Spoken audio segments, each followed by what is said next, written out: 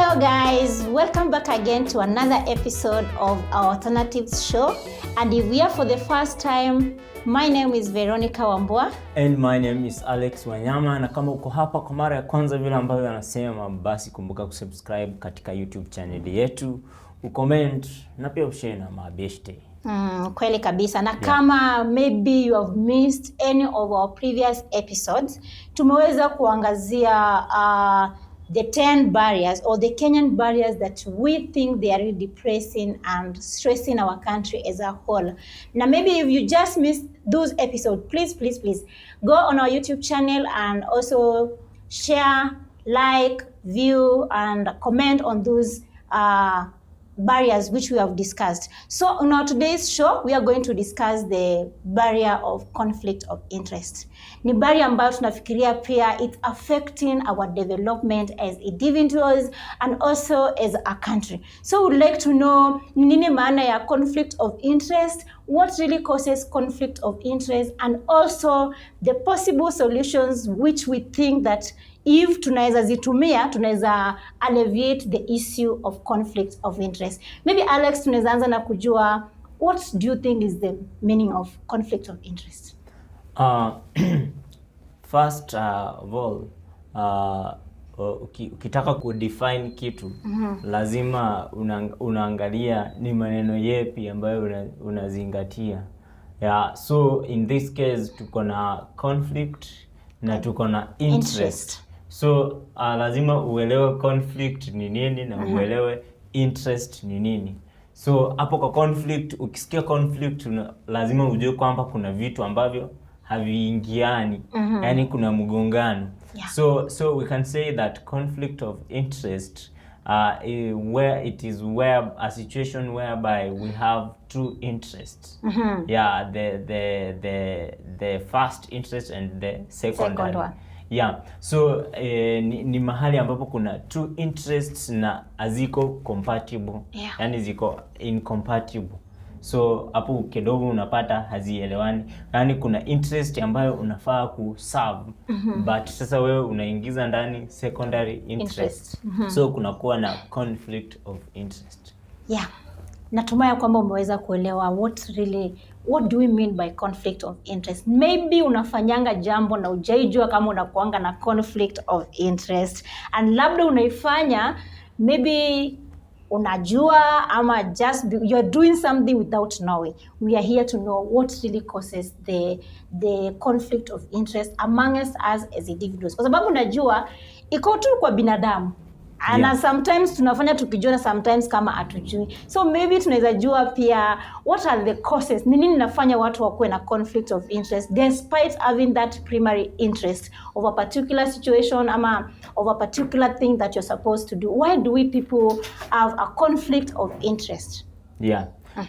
Maybe for me, I'll start by talking about habits. Vile vitu ambavyo unavifanya lazima sometimes zitachangia kuleta conflict of interest. Najua unapenda vinywaji ambavyo havijabarikiwa. So kama unapenda zile vinywaji, lazima kuna venye utajaribu your way out in terms of time, in terms of money, ndo uweze kupata time ya kupata zile vitu ambavyo unataka, na upate pia pesa ya kufacilitate, kwa sababu lazima ununue. So kama mshahara haijaingia, pia unafanya mahali na mshahara haijaingia, kuna venye lazima utafanya ndo uweze kupata hiyo pesa. It is either utacreate time ama ukuwe na excuse yenye maybe sometimes haiko, ndo uweze kupata zile pesa, uweze kupata zile vitu ambavyo unapenda. Maybe unapenda kuenda coast, kukanyaga mchanga na kuogelea. So lazima you create time and you should also have money. So utapata kwamba habits zako sometimes zina create conflict of interest, whereby maybe mahali unafaa kuwa inahitaji hiyo time, lakini wewe kwa sababu pia unataka kufulfill your interests, lazima ujaribu juu chini, make sure kwamba unatekeleza vitu za kwako. Wale watu ambao labda unafikiria zile hobbies zenye unapenda ama zile vitu ambazo unapenda ndizo unafaa uzipeleke mbele. Badala ya uangalie zile vitu ambazo ni za maana kama vile amesema, basi namaanisha hapo unakuwa na conflict of interest. Na pia mimi naweza changia kusema kwamba sometimes personal values zinachangia sisi binadamu kukuwa na conflict of interest, because if you are greed, if you are jealous, if you are like cheating, definitely utakuwa na hiyo, kama you know we cheat tuweze kubenefit. Hakuna vile utadanganya kama hautaki kukua on the safe side. So most of the time we ourselves we cheat ndio tukua on the safe side, or we are greed, hatutosheki na zile vitu ambazo tuko nazo ama ile mali ambayo tuko nayo, labda maybe those people on some institutions ama on our government. Kama maybe uko na land and you still want to grab more land, so unajua that is greed. If maybe you are jealous of someone, umeona nimekuja nikakuona na kitu, Alex leo akona Alex akona suit smart na nakujanga kazi na yeye, mimi sifai kuwa na dress kiolela hivi, ninatafuta hizi pesa. So labda nitatafuta njia zingine, nitafuta hizi pesa na ni njia ambazo si za halali. So unaona hapo nimekuwa na jealous. So I think the personal values pia zinachangia tena zaidi. If it could be good, we be honest, we be the people of kutosheka na vile vitu ambavyo tuko nazo, na tusikuwe na jealous. Kama ni mtu ukuwe na jealous ile ni mzuri. Unajua nasikia kuna wivu mzuri na kuna wivu yenye ni mbaya. So if you are acquiring something, you acquire it legally, apart from using hizo vitu zenye ni negative. Because I think by the end of it all, if you are cheating in an institution, if you are greedy, maybe you want to grab more and more. Maybe hii institution ikienda chini, kila time inaenda tu chini. So you find that the end product or the output haitawahi kuwa mzuri. Na hapo kwa cheating pia unaweza bring in some leaders ambao wako elected. For example tuseme MP. So sisi tumempea kazi ya kwenda kufanya legislation. Lakini unapata yeye akili yake, unajua mtu akishapita akili yake sasa ina change, inatoka kwa legislation inarudi kwa re-election. Ama sasa hizi mtu akili yake ishatoka 2022 imeenda 2027. So sisi tukifikiria kwamba ameenda pale bungeni kutufaitia ku-legislate mambo ambayo yatasaidia watu wa constituency yake, lakini unapata yeye anatafuta pesa arudi bado time nyingine, hata si kwa njia ambayo inafaa. But anatafuta pesa tu, yani aweze kuwa re-elected next term, ndo aweze pia kuendelea kuwa MP. Na nikiendelea pia naweza ongelelea about education level. Hapo kwa education level pia inaleta conflict of interest, whereby tunaweza kuwa na leaders right now. Kumekuwa na kuapishwa kwa cabinet ministers. So ukipata ule cabinet minister mwenye wameweka kwa education, ukiangalia kama hajasoma vizuri, kuna venye atajaribu kuloa education levels, ndo aweze kuwa favored kwamba yeye pia ako among the qualified. Unapata kwenda campus pia grade inashuka. Ndo pia isikuwa ati watu ambao wanafanya kazi na wao wako juu sana, so watakuja kumfight. So lazima aangalie zile the way out ya kwamba position yake pia ita maintain vizuri, na hakuna mtu atamquestion sijui hii hapa na hapa umefanya nini. I think watu wakikuwa elected, ama kama unajua vizuri uko na any of those zitu na tunazungumzia, ni vizuri uzidi kujiangalia wewe mwenyewe kwa undani, na ni vizuri ujue kwamba uko na the barrier that you are talking about. Na pia mimi naweza changia nikisema ya kwamba the personal relationships that we have with other people pia inachangia kuleta conflict of interest. Maybe on the religion part, maybe you are related to someone religiously, ama mko related na occupation mnafanyanga, nyinyi wote ni walimu, ama pia nyinyi ni wa tribe moja, ama pia nyinyi ni wa familia moja. So you tend to kuegemea tu huyu mtu sana kuliko kuangalia what if I bring this what if is there a better person.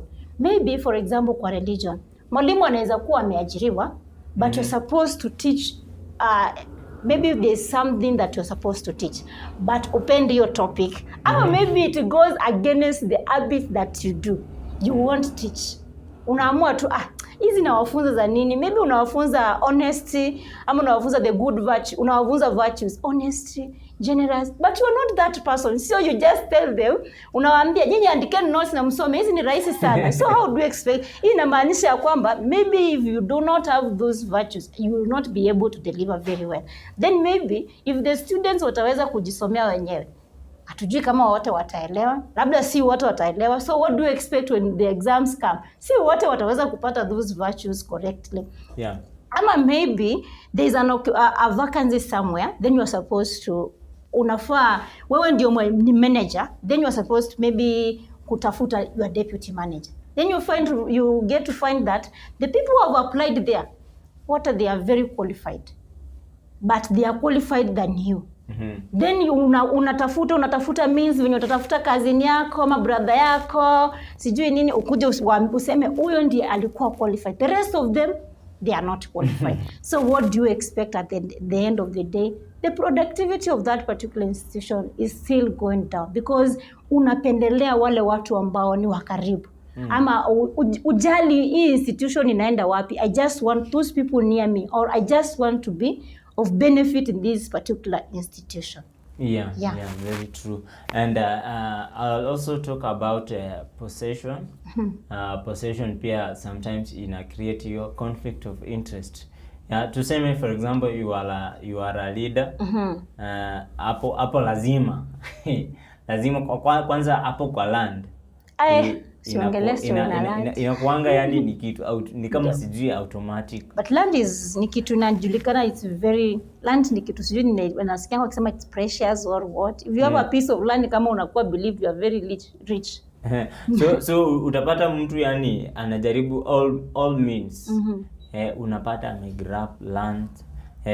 So na tuseme for example yeye ni leader kama o community.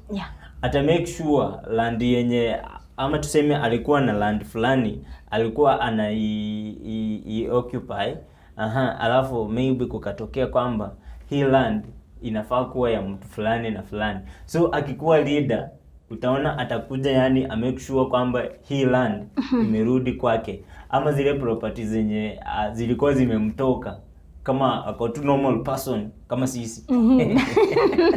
So unapata akiwa leader anajaribu kuzirudisha, yani zirudi zikuwe tena za kwake. Na pia unaweza pata mtu kama huyo for example yeye ni leader, na maybe ako na familia. Yes. Alafu unapata ako na watoto wengine. Najua hao watoto wengine sasa wako huu upande mwingine. Nikisema wako huu upande mwingine, watu wanafaa kuelewa, yani watoto ambao si kwa hiyo marriage. So utapata akiwa leader lazima hata anaweza change maybe hizo rules zina guide maybe community, ndo hao watoto yani wakuwe ni wake na ni legally, ya kwamba si illegal tena. Unajua kwanza kitambo ukipata watoto nje ya ndoa yani ilikuwa ni kama abomination. Na siku hizi siku hizi si yuko sure. Siku hizi si yuko sure vizuri. Lakini uko na idea. Niko na idea lakini si yuko sure. Sitaki kusema maybe ninakusa mtu. So unapata mtu kama huyo anajaribu kuchange vitu ndo yani kwake kukue like kuko right. Na zile vitu ambavyo ana own ama ana possess in a legal way. Kweli kabisa. Na pia mimi naweza, umeongelelea about possession. Unajua possession ni hiyo yenye zile vitu ambazo una possess, ni kama ukitaka bado kuendelea increase your net worth. Kwa hiyo watu wanaulizwa net worth yao, so we jitahidi waongeze your net worth. So pia mimi nasema position security pia sometimes huwa inachangia sana kukua mtu kukua na conflict of interest, because if for example Alex, you are employed somewhere, maybe you are a manager somewhere and hiyo ndio position yako, then it happens that maybe kuna watu wengine more qualified than you and there is a particular, kuna jambo ambalo yani kuna vacancy imetokea kwa hiyo institution yenu, then you are the person mwenye, si wewe ndio manager, wewe ndio person wa kutafuta wale watu qualified kuingia kwa hii position.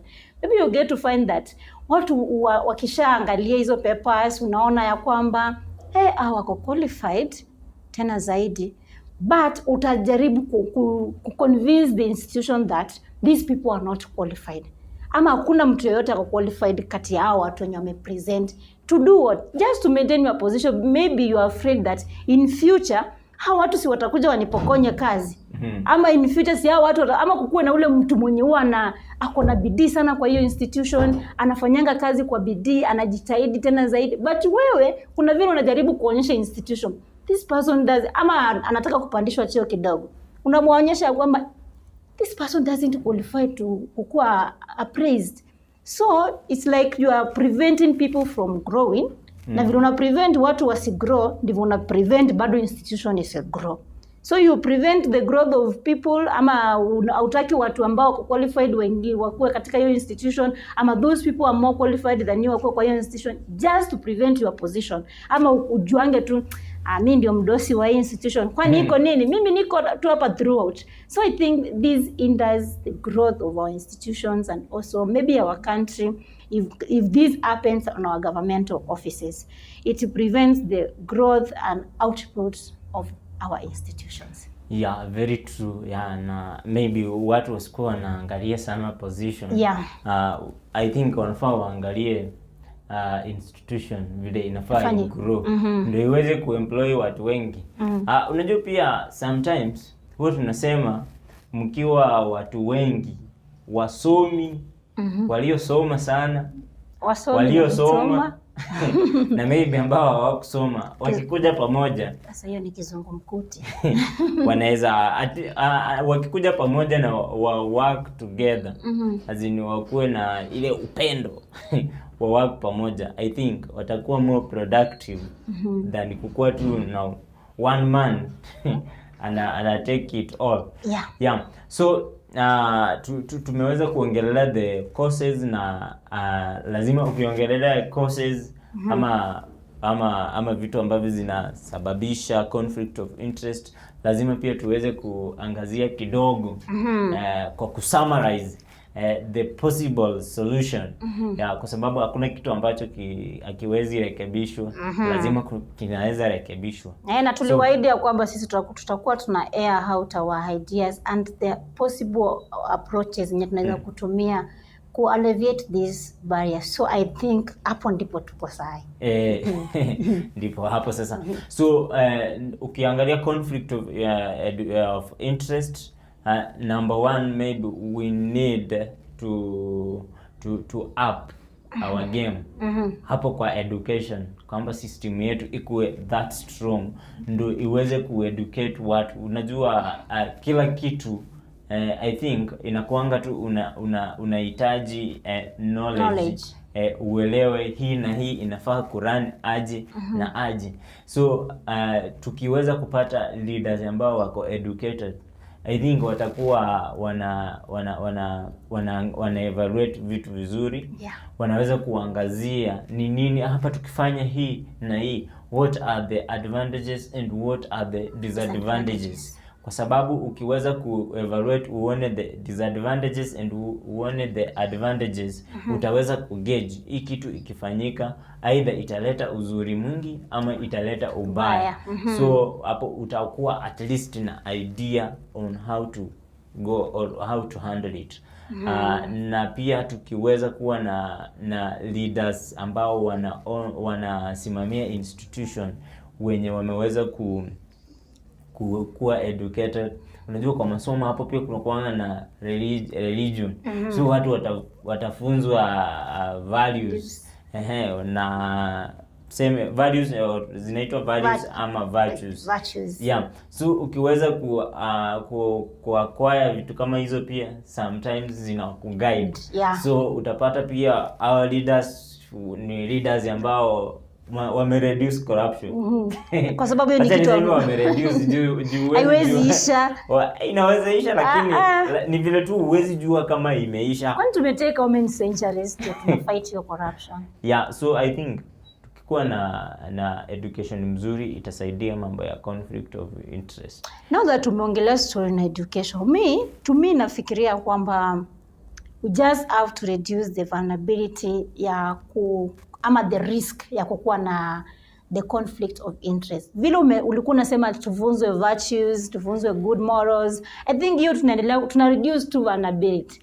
Ama tuna reduce mambo na corruption. Yaani tukue wale watu ya kutenda yale ambayo yanafaa. Tusikuwa wale watu wa kupenda mingi zaidi. Unajua conflict of interest kama unapenda zaidi ya kile ambacho uko nacho. Ama ideas zinakukanganya. Ujue uko hii side ama uko hii side. So ni tukue na msimamo na tukue watu ambao wako na mwelekeo mwema. Otherwise tukikuwa na good role models in our country, in our institutions, I think we'll be good to go. Kabisa. Na kumbuka umekuwa unatazama The Alternative Show. Na wewe maybe uko na the cause ambayo inaleta conflict of interest. Kuna comment section. Yeah. Una type hapo. Ama kama uko na the way to rekebisha. Yeah. The way to rekebisha. The way to rekebisha. Unaweza pia type kwenye comment section tuambie hapa hii pia tunaweza solve hivi. Na pia kwa conflict of interest au kitu kinasababisha ni hii na hii. Na kama mtu wako nayo ujaribu kabisa upunguze kwa sababu inatu affect. Hata kama inakusaidia ina affect wengine huku nje. You never know. Huo wanasema kikulacho kinguoni mwako. Sasa ukiwa na conflict of interest nguoni mwako. Wale ambao wako karibu na wewe ndio wanaumia. Kabisa. Otherwise you've been watching The Alternative Show na ukumbuke kwamba itakuwa inakuja kila Friday of the week. Ukiingia Friday ni siku ya kufurahia. Ndio maana ikaitwa Friday. Yeah. So ukiingia Friday unakumbuka kuna Alternative Show. Unaweza kujoin, unatazama, then tunasaidiana, tunaweza kutoa hizi barriers ama we do away with these barriers. The 10 barriers ambazo zina affect our country, zina affect uchumi, zina affect watu wengi. Na tukiweza ku deal nazo, I think kila mtu atakuwa sawa. Otherwise you've been watching Alternative Show ikiletwa na Alex and Veronica. Na kama unatazama kwa mara yako ya kwanza, kindly show some love by subscribing to our YouTube channel and following us on all our other social media platforms at Doc TV. Otherwise for now, bye. Bye. See you on our next episode.